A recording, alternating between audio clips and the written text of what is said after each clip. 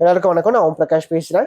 இது வரைக்கும் நீங்கள் இந்த சேனலை சப்ஸ்கிரைப் பண்ணிக்கோங்க. அது மட்டும் இல்லாமல் பக்கத்தில் இருக்க பெல் பட்டன் கிளிக் பண்ணி வச்சுக்கோங்க. அப்போ தான் நம்ம சேனலில் போகிற எல்லா வீடியோஸுமே உங்களுக்கு வந்து நோட்டிஃபிகேஷனில் காமிக்குங்க.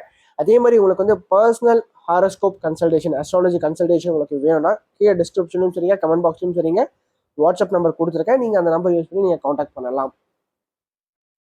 இதுவே நம்ம என்ன பார்க்க போறோம் அப்படின்னா, மேஷ ராசியில பிறந்தவங்களுக்கு 2025ஆம் ஆண்டு மார்ச் மாத ராசி பலன்களை பற்றி நம்ம தெளிவா பார்க்க போறோங்க. இந்த மார்ச் மாதம் தடைகளை தகர்த்திருந்து வாழ்க்கையில நீங்க தடம் பதிக்க போறீங்க.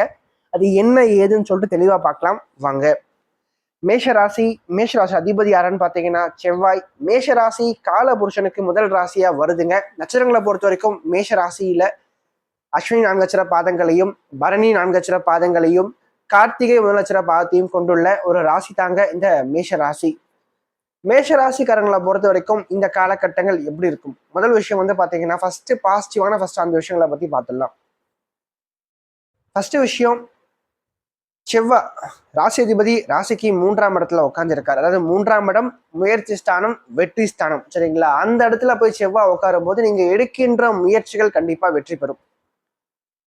அந்த வகையில வேலை சம்பந்தப்பட்ட விஷயத்துக்காக நீங்க வந்து ஒரு முயற்சி எடுக்கிறீங்க. ஃபார் எக்ஸாம்பிளுக்கு ஒரு இன்டர்வியூ அட்டன் பண்ணிட்டு இருக்கீங்க அப்படின்னா, தற்போது நீங்க அந்த இன்டர்வியூ அட்டன் பண்ணும்போது கண்டிப்பா அதை நீங்க கிளிக் ஆக முடியும், சக்சஸ் ஆகும், சரிங்களா? ஏன்னா கடந்த காலங்களில் நிறைய பேருக்கு வேலை கிடைக்காம இருந்திருக்கும், வேலை இல்லாமல் நிறைய பேர் இருந்திருப்பீங்க. ஆனா வேலை இல்லாதவங்க இந்த நேரத்துல வந்து நீங்க வந்து வேலைக்காக முயற்சி பண்ணும்போது அதற்கான வெற்றி வாய்ப்பு சதவிகிதம் இந்த மாதத்துல சற்று அதிகமா இருக்கு அப்படின்னு நான் சொல்லுவேன், சரிங்களா? அது மட்டும் இல்லாம 2வது, தொழில் செய்யறவங்களுக்கு தொழில் ரீதியாக நல்ல ஒரு முன்னேற்றங்களை உண்டு பண்ணி கொடுப்பார். நீங்க வியாபார ரீதியா, தொழில் ரீதியா எந்த முயற்சிகள் எடுத்தாலும் அதுல கண்டிப்பா உங்களால வெற்றி பெற முடியும். வெற்றி வாய்ப்பு ரொம்ப அதிகமா இருக்கு அப்படின்னு சொல்லலாம். ஏன்னா ராசிநாதனையும் 3ஆம் இடத்துல போய் உட்காந்துருக்கும் போது கண்டிப்பா சிறப்பான ஒரு ஏற்றத்தை வாழ்க்கையில பார்ப்பீங்க. தடைகளை தகர்த்திருந்து வெற்றி பெறுவீங்க அப்படின்னு நான் சொல்லுவேன், சரிங்களா? 2வது விஷயம், குரு ராசிக்கு 2ஆம் இடத்துல இருந்து, அதாவது விரையாதிபதி ராசிக்கு 2ல உட்காந்து 8ஆம் இடத்தையும் 10ஆம் இடத்தையும் பார்க்கிறார், 12ஆம் அதிபதி, சரிங்களா? அப்போ வெளிநாடு சம்பந்தப்பட்ட முயற்சிகள் கண்டிப்பா வெற்றி பெறும், சரிங்களா? அப்ராட் போறதுல யாருக்கெல்லாம் நிறைய தடைகள், நிறைய பிரச்சனைகள் இருந்துச்சோ, நிறைய தேக்கங்கள் இருந்துச்சோ, அது எல்லாமே இப்ப சரியாகும். வெளிநாடு போறதுக்கு உகந்த ஒரு நேரமா இந்த நேரமானது இருக்கும். ஏன்னா அடுத்து 7 சனி ஆரம்பிக்க போது, சனியும் 12ஆம் இடத்துக்கு வரப்போறாரு. ஸோ எல்லாமே ஓரளவுக்கு ஃபேவரா வருது மேஷத்தை பொறுத்த வரைக்கும், சரிங்களா? அப்போ வெளிநாடு போறதுக்கான வாய்ப்புகள் தற்போது அதிகமா இருக்கு. ஸோ அப்ராட்ல போயிட்டு அங்கேயே செட்டில் ஆகிறதுக்கான எல்லா விஷயங்களும் தற்போது குரு செய்வார். சுய ஜாதகம் ஓரளவுக்கு வலுவா இருந்தால் மட்டுமே போதுமானது, சரிங்களா? 3வது விஷயம், திருமணம் சம்பந்தப்பட்ட விஷயங்களுக்கு நல்ல ஒரு உகந்த ஒரு நேரம் வந்துடுச்சு. குறிப்பா திருமண வயதில் இருக்கக்கூடிய மேஷ ராசிக்காரங்களுக்கு தற்போது திருமணத்துக்கான முயற்சிகள் நீங்க எடுக்கலாம். ஏன்னா குரு விரையாதிபதி குடும்பஸ்தானத்துல வந்து உட்காரும் போது நல்ல ஒரு சுப செலவுகள், சுப விரயங்களை கண்டிப்பா உண்டு பண்ணுவார், சரிங்களா?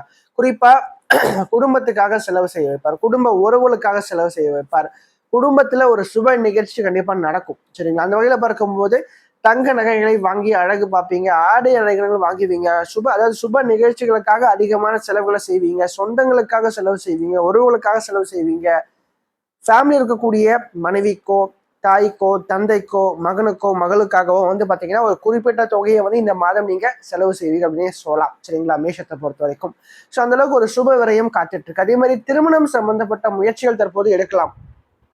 காரணம், ராசிக்கு 12ஆம் இடத்துல வந்து பாத்தீங்கன்னா ராகுவும் சுக்கிரனும் சேர்க்கை பெற்றிருக்காங்க.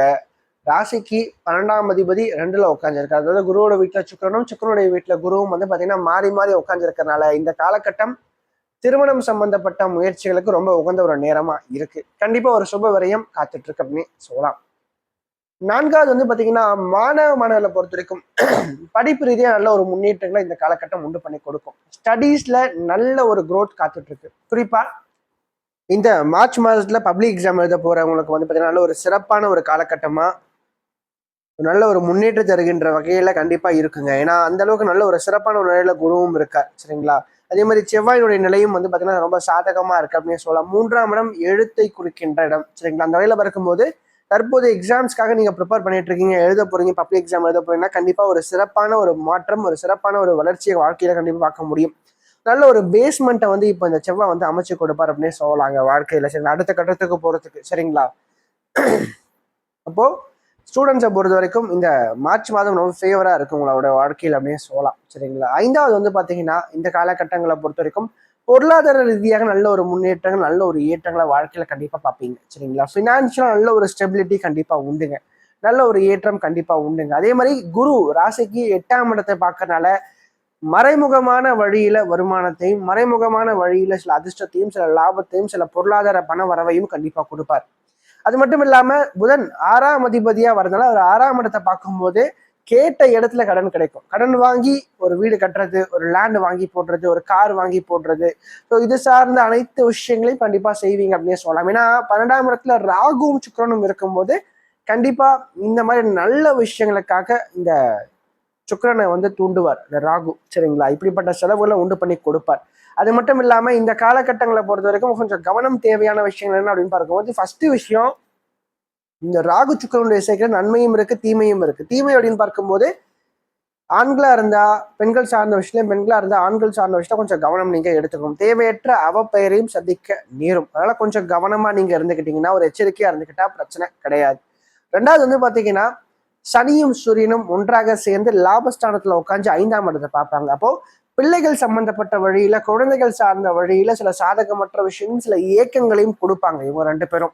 அப்போ முடிஞ்ச வரைக்கும் உங்க குழந்தைகள் கிட்ட, உங்க பிள்ளைகள் கிட்ட அவருடைய மனசை வந்து புரிஞ்சுக்குங்க. சரிங்களா? அவங்க மனசுல என்ன இருக்குன்னு சொல்லிட்டு கொஞ்சம் தெரிஞ்சுக்குங்க. அதுக்கப்புறம் நீங்க வந்து சில முடிவுகளை எடுங்க வாழ்க்கையில. சரிங்களா? சும்மா ஏனோ தானோன்னு சொல்லிட்டு ஒரு இருக்கிறதே ஒரு கருத்து வேறுபாடுகளை உண்டு பண்ணி கொடுக்கும். அவங்களுக்கும் உங்களுக்கும் இடையே ஒரு சின்ன ஒரு இடைவெளி அதிகப்படுத்தி கொடுக்கும் அப்படின்னே சொல்லலாம். ஸோ முடிஞ்ச வரைக்கும் பார்த்தீங்கன்னா ஒரு ஃப்ரெண்ட்ஸ் மாதிரி நீங்க பழகிறது சிறப்பா இருக்கும் அவங்க கிட்ட அப்படின்னே சொல்லலாங்க. அது மட்டும் இல்லாம பணம் கொடுக்கல் வாங்கல் விஷயத்த கொஞ்சம் கவனமா நீங்க இருக்கணும். அது யாரா இருந்தாலும் சரி. சரிங்களா? பணத்தை கைமாத்தா வாங்கி கொடுக்கறது.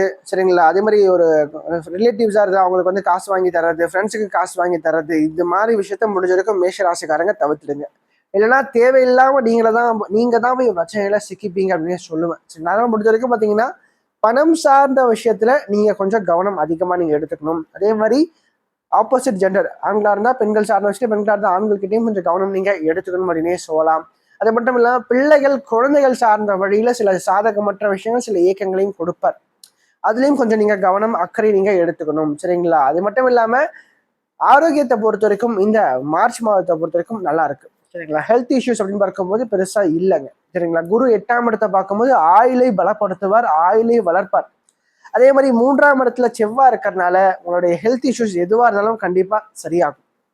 அப்ப இந்த காலகட்டத்தை பொறுத்த வரைக்கும் நல்ல ஒரு சிறப்பான ஒரு மாற்றத்துக்கான விஷயங்களை மட்டுமே செவ்வாய் வந்து அதிகப்படுத்தி செய்ய போறாரு. சரிங்களா? மாற்றங்களை நீங்க கண்டிப்பா எதிர்கொள்ள தயாராக இருங்க அப்படின்னு தான் நான் சொல்லுவேன். சரிங்களா?